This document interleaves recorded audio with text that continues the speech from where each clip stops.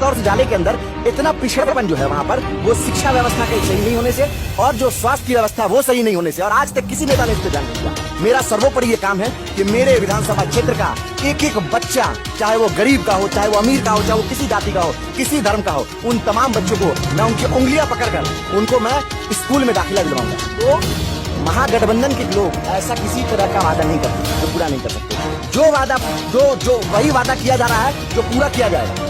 महागठबंधन के CM face ने ये बात कही है कि 10 लाख लोगों को पहले हस्ताक्षर रोजगार मिलेगा। आप सरकार बनवाइए, आप सरकार बनवाइए महागठबंधन की। अगर ऐसा पहले हस्ताक्षर पे नहीं होता तो विरोध करने वाला पहला आदमी।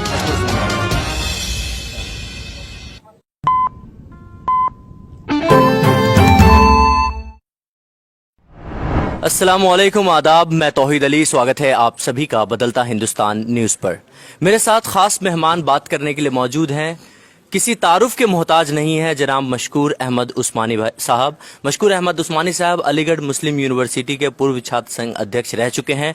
और जो बड़ी बात है वो ये है कि मशकूर अहमद उस्मानी साहब पर महागठबंधन ने भरोसा जताते हुए जाले विधानसभा से इन्हें अपना कैंडिडेट घोषित किया है। कल घोषणा की गई है और आज मेरे साथ मशकूर अहमद उस्मानी साहब बात करने के लिए मौजूद हैं। सर, स्वागत है बदलता हिंदुस्तान न्यूज़। बहुत शुक्रिया आपका।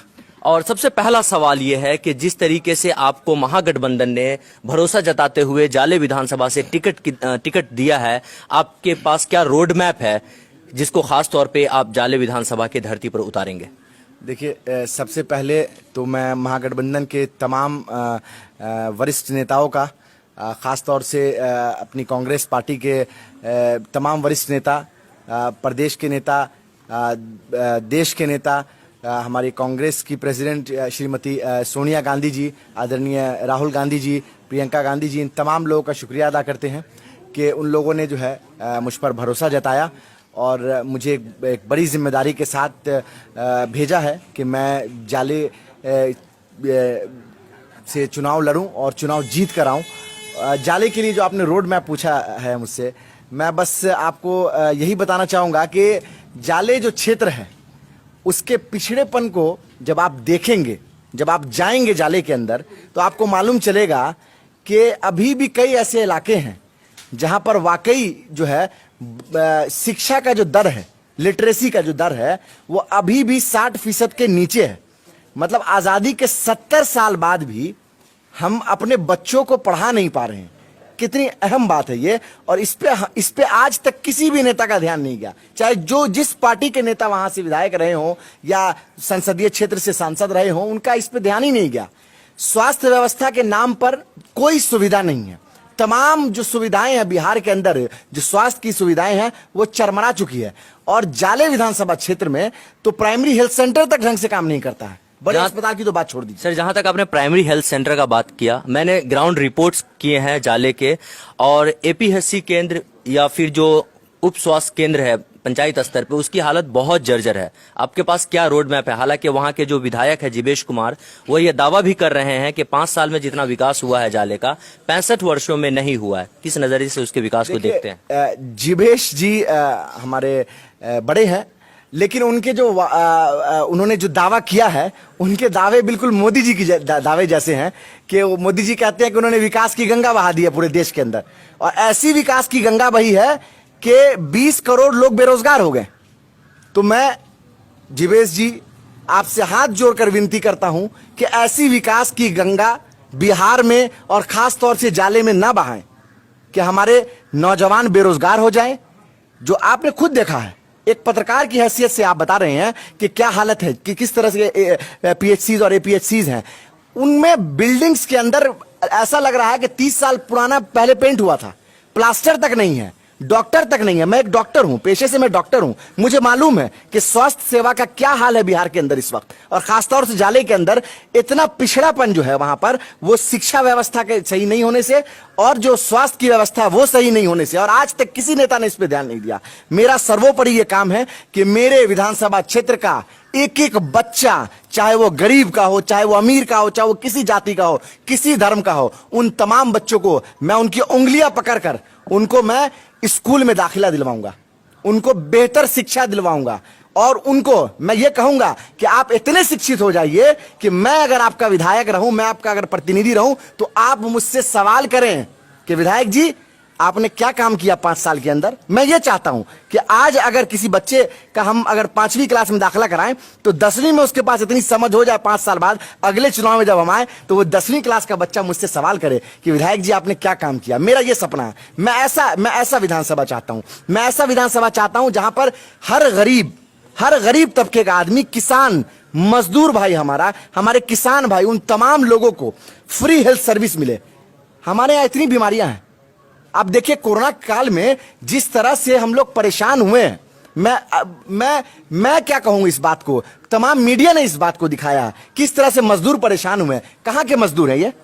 क्या ये मजदूर अमेरिका से आ रहे हैं? क्या ये मजदूर लंदन से आ रहे हैं? क्यों इतना पलायन हो रहा है हमारे प्रदेश से? हमारे प्रदेश से सबसे ज्यादा मजदूर जो है बाहर जाके काम करते हैं। क्यों बाहर जाके काम करते हैं? क्या दरभंगा के अंदर कोई इंडस्ट्री नहीं लग सकती? क्या जाले के अंदर कोई फैक्ट्री नहीं लग सकती? क्या जाले के अंदर कोई मिल नहीं लग सकता? इतने जो मिल बंद पड़े हैं जो तमाम बिहार में, क्या वो खुल नहीं सकते? क्या हमारा यह हक नहीं है कि हम अपने घर पर रह के काम करें, रोजगार मिले और अपने घर पर अपने परिवार के साथ हम समय व्यतीत करें और एक बेहतर जीवन को गुजारें? क्या ये हमारा अधिकार नहीं है? जिन लोगों ने पिछले 15 साल में राज किया, आप देख लीजिए, लोगों ने कहा कि फैक्ट्रियां खुल जाएंगी, इंडस्ट्रीज लग जाएंगी। इंडस्ट्रीज के नाम पे क्या हुआ? इंडस्ट्रीज में ताला लग गया। लेकिन अगर ताले को खोलने की बात है। लेकिन से अगर हम बात करें तेजस्वी यादव की, जो कि बिहार मुख्यमंत्री के चेहरा भी हैं, उनका जो दावा है कि अगर वो सरकार में आते हैं, महागठबंधन सरकार में आती है, तो पहले ही कैबिनेट के बैठक में 10 लाख लोगों को रोजगार दे दिया जाएगा।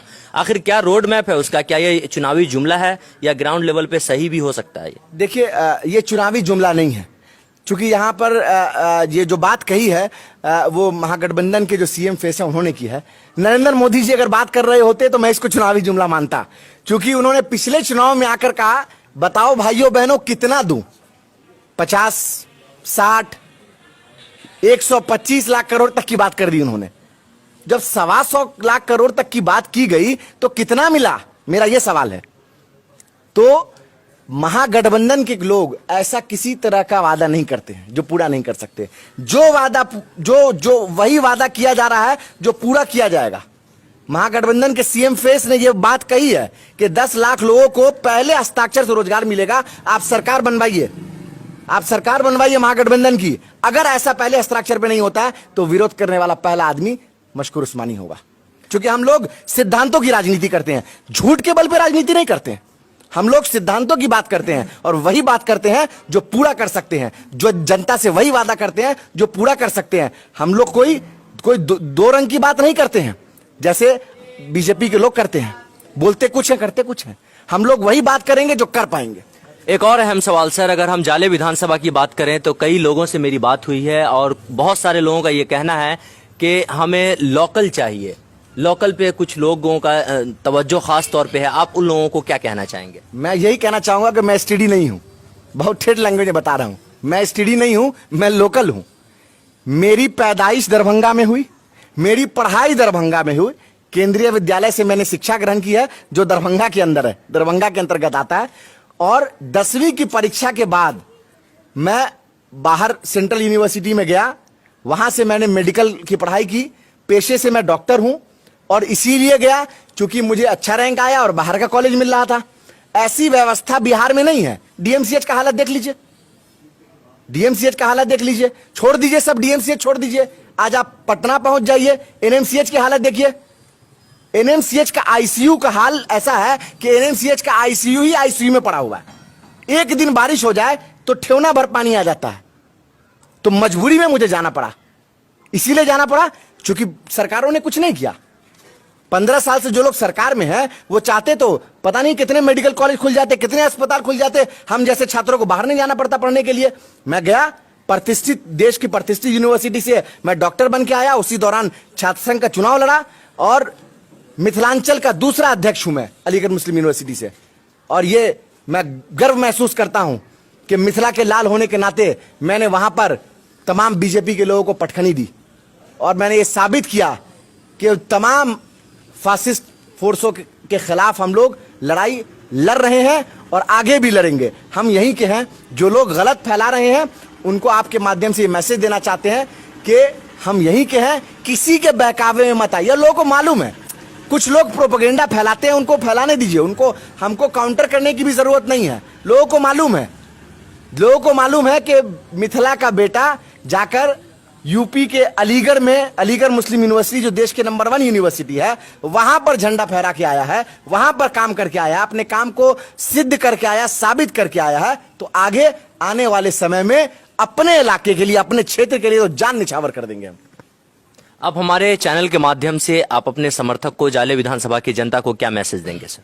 मैं यही मैसेज देना चाहूंगा कि ये समय बदलाव का है। हम तमाम लोगों को एक ऐसे बिहार की कल्पना करनी है जिस बिहार में रोजगार हो, एक ऐसे बिहार की कल्पना करनी है जिस बिहार में शिक्षा हो, एक ऐसे बिहार की कल्पना करनी है जिस बिहार में अच्छी स्वास्थ्य व्यवस्था हो, एक ऐसे बिहार की कल्पना करनी है जिसमें कारखाने हो, एक ऐसे बिहार की कल्पना करनी है जिसमें हमारे गरीब मजदूर भाई जो पैदल 2000 किलोमीटर चलकर आए हैं, कभी आने वाले समय में उनको इस तरह की परेशानियां ना झेलनी पड़े। तो बस जनता मालिक होती है, जनता मालिक होती है और फैसला मालिक करता है। तो मालिक के फैसले का इंतजार सब लोगों को रहेगा। मैं यही कहूंगा, इन तमाम मुद्दों को देखें और देखिए कि आपकी आवाज कौन बुलंद कर सकता है।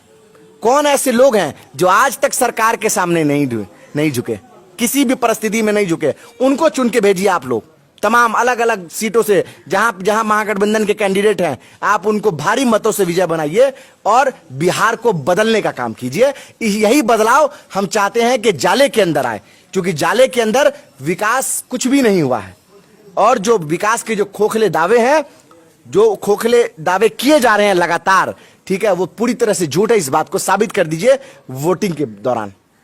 तो ये थे जनाब मशकूर अहमद उस्मानी साहब। फिलहाल के लिए बस इतना ही। तमाम अपडेटेड खबरों के लिए देखते रहें बदलता हिंदुस्तान।